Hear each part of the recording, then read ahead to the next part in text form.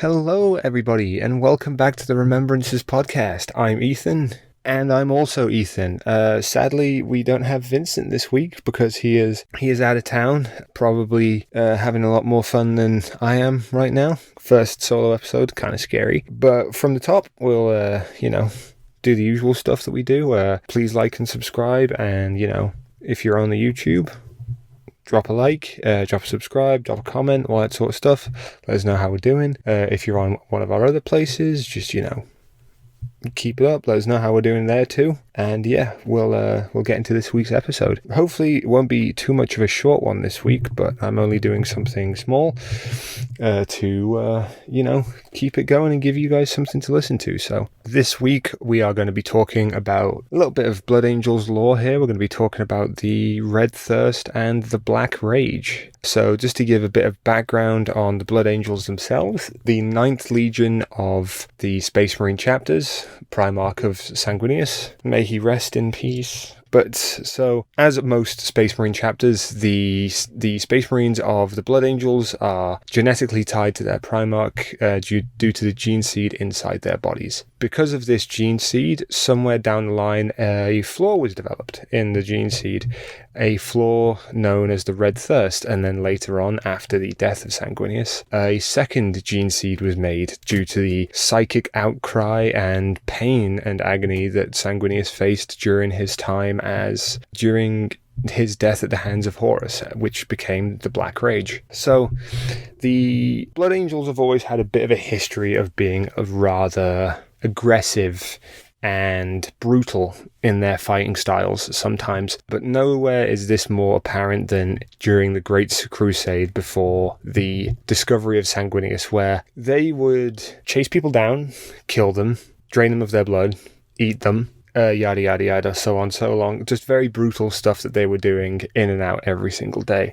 And then once Sanguinius was found, he whipped them back into shape and got them all figured out and was like, hey, stop, killing people for the fun of it. And his legion was like, okay, we're going to be very noble now. And so they did. And they just assumed that from here on out they would be normal and they would be just like every other regular Space Marine in the galaxy, and just fight for the honor of the Emperor, fight for the honor of their Primarch, all that sort of stuff. But as time went along and the Space Marines of the 9th were starting to go through and exist and build up their forces and stuff like that, the Master Apothecary, First Captains, and Sanguinius started to notice a trend of every now and then when they were on the battlefield, people would go missing.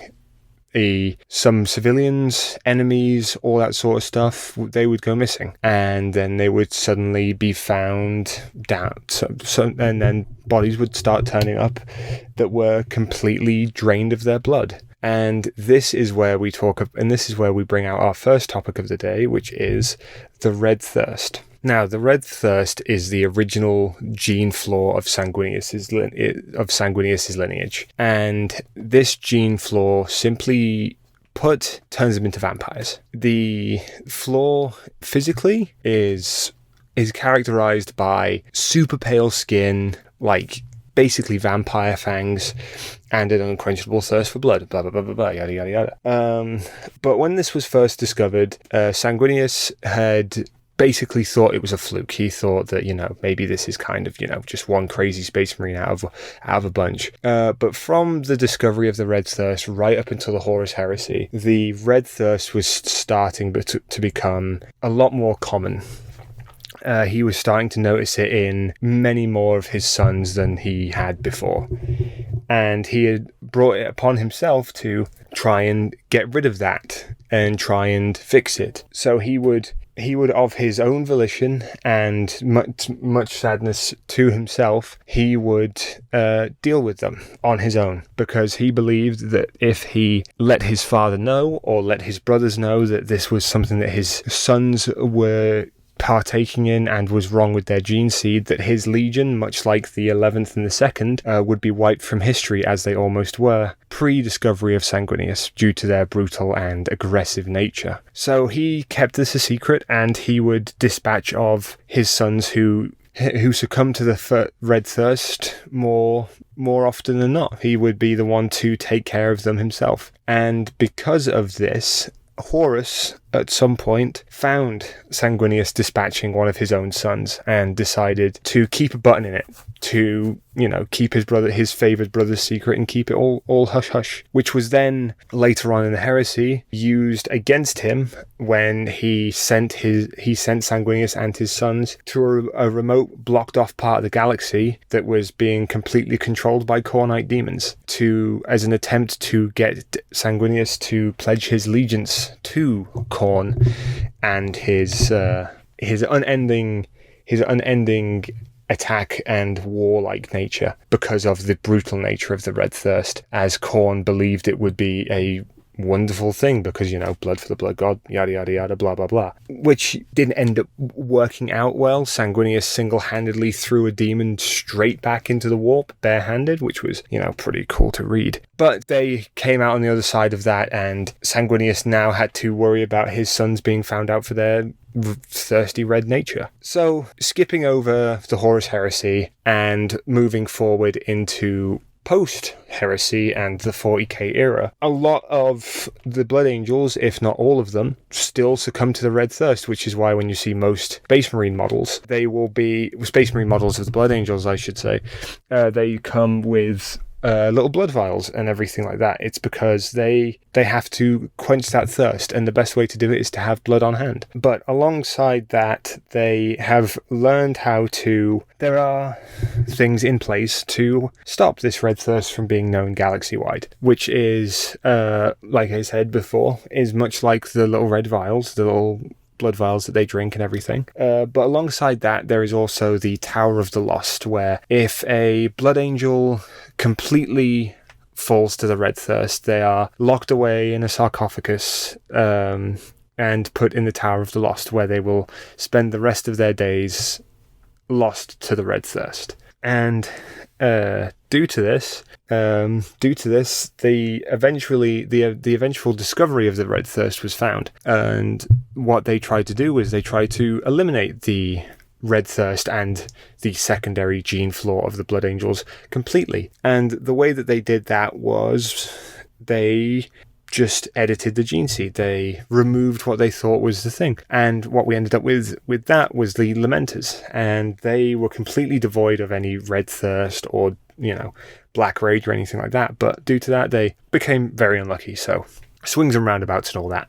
Moving on to our next one, the Black Rage. The Black Rage is a little bit more interesting than the Red Thirst, because the Red Thirst is just, Blood Angels drink blood, they're vampires, yada yada yada, blah blah blah, Blood Angels, blood blood blood. So the Black Rage is a little bit more interesting than the Red Thirst. At the moment of Sanguinius' death at the hands of Horus, Sanguinius was being pumped with so much pain and so much raw emotion that it caused a huge psychic outbreak to flow through his entire legion. Now, this happened prior to the fight with Horus, in the same fight with the Khornite demon that was trying to exploit the Red Thirst, where Sanguinius was dealt such a devastating blow and was knocked unconscious. It caused a huge psychic wave to pass through all of his sons, which ultimately was the Red Thirst.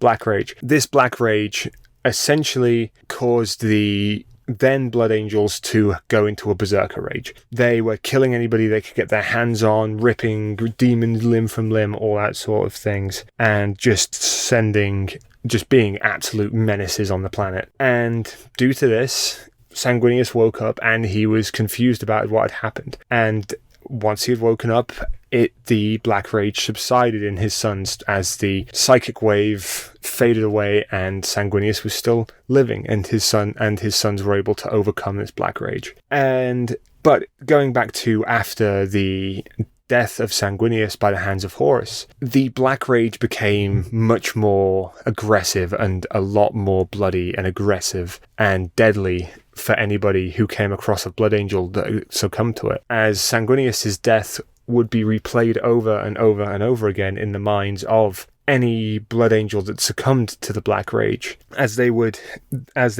in turn gain a fraction of Sanguinius's power, with their vitality being raised and their strength being raised as well. But alongside this, they would also go completely insane, believing that they were Sanguinius in the last moments of his life, fighting Horus and fighting with everything that they could do. So to counteract this and deal with this Black Rage, a new section of the Blood Angels was created, a company known as the Death Company. So all Blood Angels are destined to succumb to the Red Thirst and the Black Rage at some point in their lives. So the chapter masters, as they be, decided that it was prudent to make a new company of the Blood Angels where they would send all of those afflicted with the Black Rage. They made the Death Company, where these Berserker Rage Blood Angels would be let out onto the field of battle, and they were given the most dangerous and the most deadly of all